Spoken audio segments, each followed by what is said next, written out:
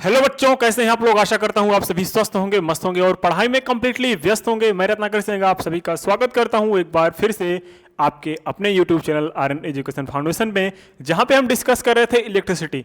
और इलेक्ट्रिसिटी में हमने रेजिस्टेंस को पढ़ना था और हमने इलेक्ट्रिक पोटेंशियल को पढ़ लिए थे, पोटेंशियल डिफरेंस को पढ़ लिया था, इलेक्ट्रिक करंट को पढ़ लिया था। तो आज इस वीडियो में हम डिस्कस करने वाले हैं ओम्स लॉ। किसके बारे में? Ohm's law.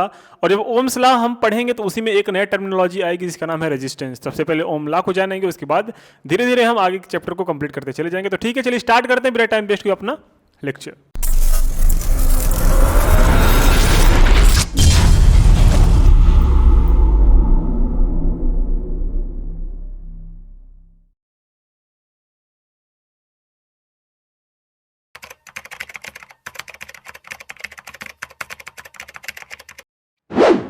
सबसे पहले बात करेंगे ओम्स लॉ। ओम्स लॉ, ओम अंकल क्या बोले हैं इसको ध्यान से देखिएगा मेरे भाई। ओम अंकल ने बोला क्या है, सबसे पहले स्टेटमेंट्स देखते हैं, ठीक है।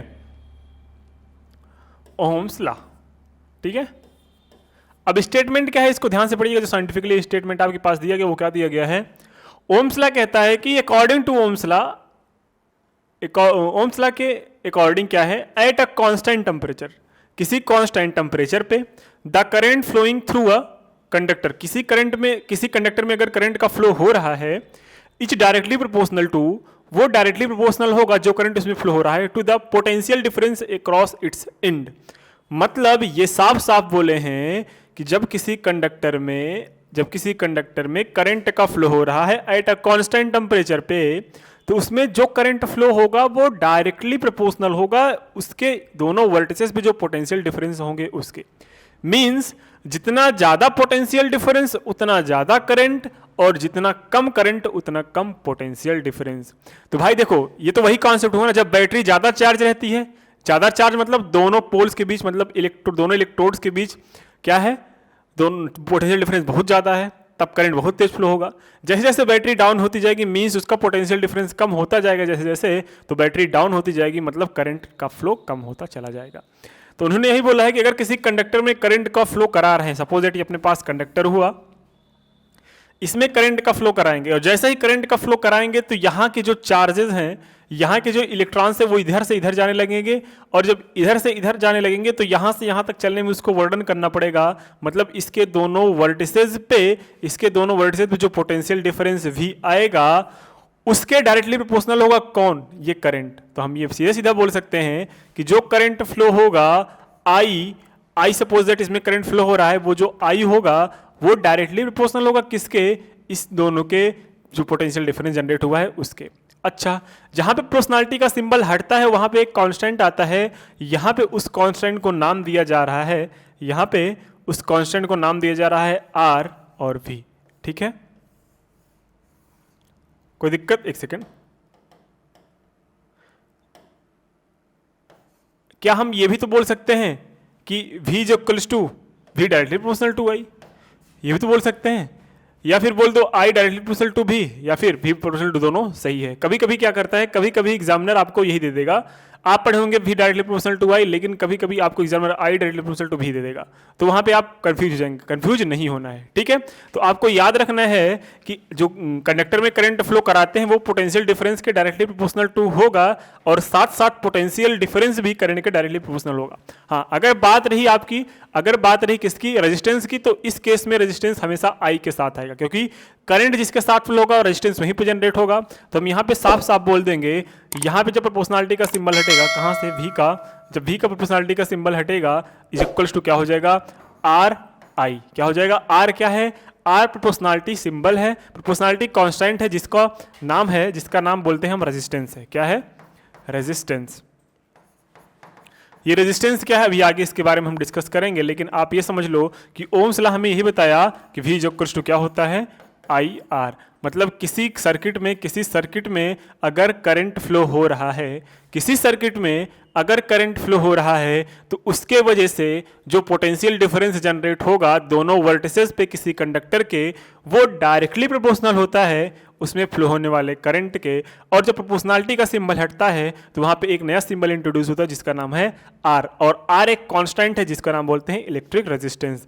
अच्छा, ये अभी रेजिस्टेंस क्या होता है, ध्यान से देखो। रेजिस्टेंस को समझने से पहले आपने क्या डेली लाइफ में जब जाते होंगे, आप चलते होंगे, अगर कहीं पर ठोकर लग जाए, ठोकर मतलब कहीं पे जमीन इथल पुथल दिख जाए या फिर ब्रेकर दिख जाए कहीं पे सड़क पे, तो कहते हो ब्रेकर आ गया, हमें अपना स्पीड धीमा करना पड़ेगा, है ना? होता है कि नहीं होता? ब्रेकर आपका जो फ्लो है वो धीमा कर देता है। तो वही काम रेजिस्टेंस भी करता है किसी भी कंडक्टर में। कंडक्टर में ऐसे बहुत सारी चीजें होती हैं जो इलेक्ट्रॉन के फ्लो को रोकती हैं। Which is the resist of the flowing of electron in any circuit is known as resistance। नहीं समझे? अरे हाँ या ना? आप बोलोगे हाँ सर समझ में आ गया, नहीं यार सच में। देखो, resistance R those substance which opposes क्या अपोज करते हैं? The flowing of current, the flowing of current in any circuit. अगर किसी सर्किट में इलेक्ट्रॉन के फ्लो या फिर करंट के फ्लो या फिर चार्जेस के फ्लो को कोई रोकने का काम करता है तो उसका नाम है रेजिस्टेंस। रेजिस्टेंस ही ऐसा चीज है जो किसी सर्किट में फ्लोइंग ऑफ चार्ज को रोकता है। ठीक है, तो मतलब अगर रास्ता जितना छोटा होगा उतना कम ब्रेकर मिलेंगे, जितना बड़ा होगा उतना ज्यादा ब्रेकर बनेंगे। जैसे आप अपने स्कूल से, आप अपने घर से स्कूल जाते होंगे और अपने घर से कहीं अपने आपके डिस्ट्रिक्ट जाते होंगे, तो वहाँ पे जब डिस्ट्रिक्ट जाते होंगे, डिस्ट्रिक्ट भाई सबका दूर होता है, लगभग 25 से 30 किलोमीटर। जनरली एज्यूम करके चलो, अगर आपको 10 किलोमीटर जाना है, आपको 25 किलोमीटर जाना है, तो 10 किलोमीटर में आपके कम ब्रेकर आएंगे और 25 किलोमीटर में ज़्यादा ब्रेकर आएंगे। ये बात नहीं कि क्या ब्रेकर ही न बने हो, ये भी, लेकिन मैं मान रहा हूँ कि हर 1 किलोमीटर में एक ब्रेकर मिलेगा आपको। अगर मैं लेट करके चलूँ तो आप ये देखेंगे कि 10 किलोमीटर में हमें कम ब्रेकर मिल रहा है और 15 किलोमीटर में हमें ज़्यादा ब्रेकर मिल रहा है ना? आप बोलोगे हाँ सर। तो यहाँ पे दूरी बढ़ने के साथ साथ रेजिस्टेंस भी बढ़ रही है। सिमिलरली वही सेम प्रोसेस है कि किसी कंडक्टर की अगर हम लेंथ को बढ़ाएं, अगर हम किसी कंडक्टर की लेंथ को बढ़ाएं तो उसका रेजिस्टेंस भी बढ़ता चला जाता है। और एक चीज, अगर किसी कंडक्टर को पतला कर दे, पतला मतलब इसका ये क्रॉस सेक्शन एरिया होता है, आपको पता होगा, ये इसको बोलते हैं क्रॉस सेक्शन एरिया। इस क्रॉस सेक्शन एरिया को पतला कर दे, मतलब इतना पतला कर दे और इसकी हाइट को, लंबाई को बढ़ा दे। देखो, अभी इलेक्ट्रॉन आराम से जा रहे थे, अब इलेक्ट्रॉन बहुत कंजेस्टेड होके जाएंगे, तो इलेक्ट्रॉन आपस में रफ करेंगे, रफ मतलब रगड़ेंगे एक दूसरे को, है ना? फ्रिक्शन होगा इसमें, तो सारी एनर्जी यही लॉस हो जाएगी। मतलब अगर हम क्रॉस सेक्शनल एरिया कम कर रहे हैं तो रेजिस्टेंस बढ़ रहा है। रेजिस्टेंस मतलब रोकने का काम। तो यहाँ पे देखो, इतने ही स्पेस में 4 इलेक्ट्रॉन और इतने बड़े स्पेस में 4 इलेक्ट्रॉन, इसमें इलेक्ट्रॉन आराम से चले जाएंगे, इसमें इलेक्ट्रॉन बहुत देरी से जाएंगे क्योंकि यहाँ पे स्पेस कम है। तो हमने यहाँ पे भी देखा कि अगर क्रॉस सेक्शन एरिया घट रहा है तो रेजिस्टेंस की वैल्यू बढ़ रही है। रेजिस्टेंस मतलब रोकने का कॉज, जो इसको रोक रहा है। तो इतने पतले रास्ते में 4 इलेक्ट्रॉन जा रहे हैं जबकि जाना था इतने मोटे में। तो हम यहाँ पे बोल सकते हैं कि जो रेजिस्टेंस है वो बढ़ रहा है कब? जब लेंथ बढ़ रहा है। और रेजिस्टेंस कब बढ़ रहा है? जब एरिया घट रहा है। जब एरिया घटेगा तभी तो रेजिस्टेंस बढ़ेगा। मतलब जो रेजिस्टेंस होता है वो लेंथ के डायरेक्टली प्रोपोर्शनल होता है और जो रेजिस्टेंस होता है वो एरिया के, क्रॉस सेक्शनल एरिया के यूनिवर्सल प्रोपोर्शनल होता है। हाँ या ना? अरे भाई, इतना बड़ा रसगुल्ला खाना है आपको, इतने बड़े रसगुल्ले खाने हैं, अगर आप अपना मुंह छोटा खोलेंगे तो रसगुल्ला आराम से थोड़ी चला जाएगा। आपको अपना एरिया बड़ा करना पड़ेगा। ऐसे करोगे तो रसगुल्ला आराम से चला जाएगा, है? ऐसे करोगे तो रसगुल्ला मेहनत करके जाना पड़ेगा, है ना? तो एरिया ज़्यादा तो इलेक्ट्रॉन्स, रसगुल्ले आराम से कम। मतलब अगर आपके मुंह का एरिया ज़्यादा हो गया, क्रॉस सेक्शन एरिया, तो रसगुल्ला आराम से चला जाएगा, है ना? गुलाब जामुन, जिसको जो पसंद हो वो लेट कर लो, है? तो हमने क्या देखा कि अगर एरिया बढ़ रहा है तो रेजिस्टेंस की वैल्यू घट रही है, अगर एरिया बढ़ रहा है तो रेजिस्टेंस की वैल्यू घट रही है, और अगर एरिया घट रहा है तो रेजिस्टेंस की वैल्यू बढ़ जाएगी। क्यों बढ़ जाएगी? क्योंकि इलेक्ट्रॉन को चलने के लिए अब बहुत ज्यादा स्पेस मिल रहा है। पहले इलेक्ट्रॉन इतने में चल रहा था, अब एरिया को हमने बढ़ा दिया, और जब एरिया को बढ़ा दिया तो आराम से चलेंगे। भैया ये हमसे बड़ा कोई है? ऐसे बोलोगे, है ना? चलो, तो यहाँ पे हमने 2 चीज देखा कि अगर किसी कंडक्टर की लेंथ को इंक्रीज कर रहे हैं तो क्या होगा? तो रेजिस्टेंस बढ़ जाएगा। अगर किसी कंडक्टर के एरिया को अगर इंक्रीज कर रहे हैं तो रेजिस्टेंस घट जाएगा, और अगर एरिया को घटा रहे हैं तो रेजिस्टेंस बढ़ जाएगा। तो इन दोनों को कंबाइन करने के बाद, इन दोनों को जब कंबाइन करेंगे पहले और दूसरे को, तो आपके पास एक नया एक्सप्रेशन मिल जाएगा। क्या मिल जाएगा? R is proportional to L/A।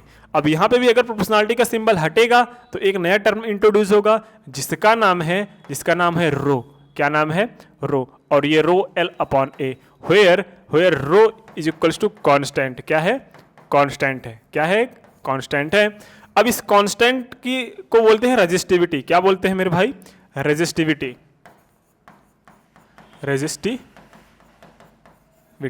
इसी को बोलते हैं क्या? रेजिस्टिविटी, और ये जो रेजिस्टिविटी है ये किसके किसके ऊपर डिपेंड करती है, पहले रेजिस्टिविटी का फार्मूला निकालते हैं, ठीक है।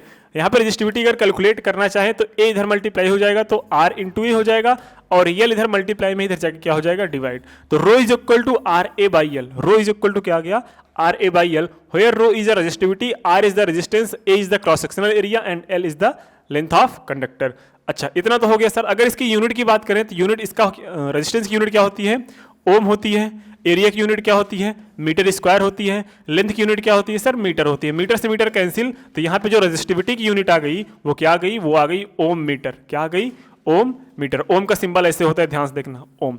अच्छा, ओम किसका यूनिट होता है पता है, अभी तो मैंने बताया नहीं सर। जो रेजिस्टेंस होता है, रेजिस्टेंस, ठीक है, वो इसी का तो यूनिट होता है, किसका, रेजिस्टेंस का यूनिट क्या है, ओम, ओम।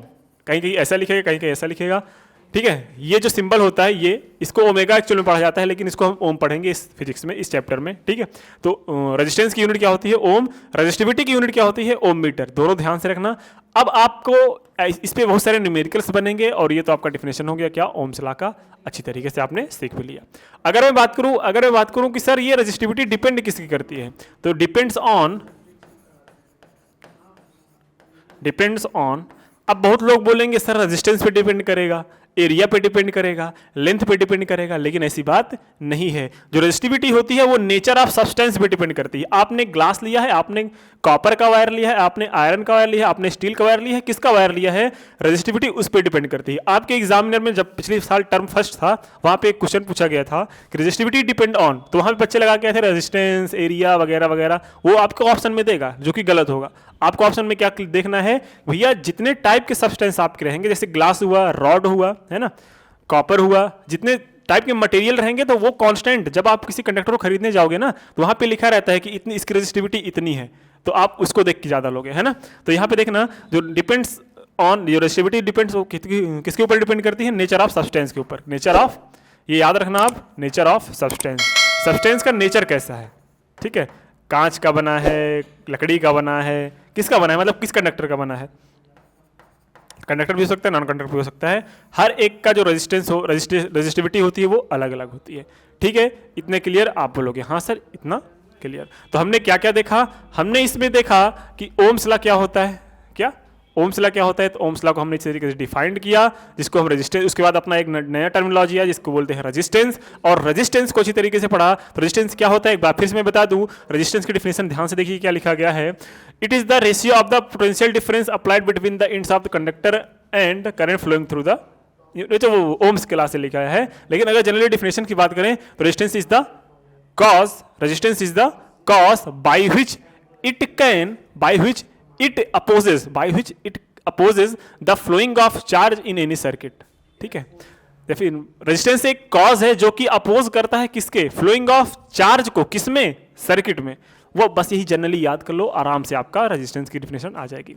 तो ठीक है, वीडियोस कैसे लगी, आई होप आपको समझ में आया होगा। एक एक कॉन्सेप्ट मैंने तोड़ मड़ोड़ के पूरा ऑपरेशन कर करके समझाया है, समझ लो। 50 फीट बोरिंग नीचे करके पढ़ा रहे हैं तुमको, क्या फिर से सुन लो, 50 फीट बोरिंग नीचे करके पढ़ा रहे हैं। अगर अब नहीं आएगा तो कभी नहीं आएगा, इतना तोड़ मरोड़ के पढ़ा रहे हैं, अगर अब नहीं आएगा तो कभी नहीं आएगा, ठीक है। चलिए ठीक है, फिर मिलते हैं नेक्स्ट वीडियो में नए कॉन्सेप्ट के साथ, नए तब तक के लिए शुभ रात्रि, जय हिंद, बाय बाय।